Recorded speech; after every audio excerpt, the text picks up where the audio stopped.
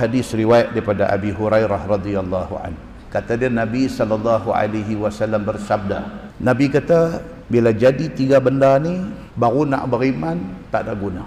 Nabi kata 3 benda ni jangan sampai jadi. Jadi 3 benda ni, baru kita kelupuk nak beriman, nak jadi orang baik, nak ikut agama, it's too late already. Lewat dah, tak boleh buat apa dah. Nabi kata. Apa dia? Yang pertama, tulu'i syamsi min maghribiha. Matahari naik ke barat, matahari duk naik ke timur, tak apa lagi.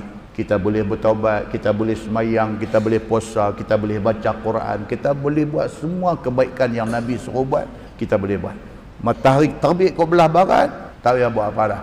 Pintu taubat pun sudah ditutup, baru nak beriman sudah tidak diterima.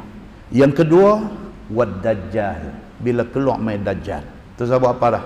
Sudah terlewat. Yang ketiga, wadabbatul ardi. Keluar satu jenis makhluk daripada muka bumi. Benda-benda ni dia menjadi alamatul kubra. Dia menjadi alamat-alamat besar kiamat. Bila dia main benda ni, tidak ada lagi taubat kepada manusia.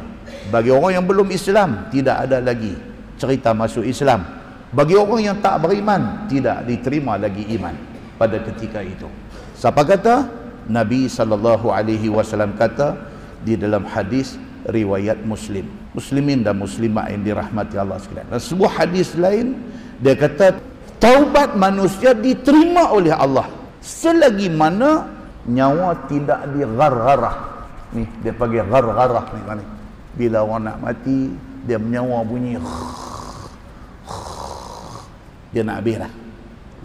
Tu dia panggil ghargharah. Dalam hadis sahih ni dia kata apa?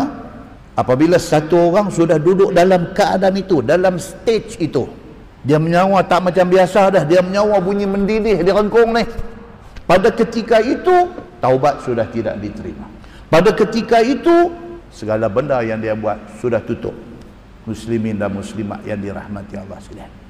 Bagi orang yang umur panjang, dia tunggu sampai nampak tanda-tanda besar yang disebut tadi. Bagi orang yang mati sebelum dia mai tanda-tanda besar kiamat, dia boleh bertaubat selagi nyawa dia tidak dighargharah.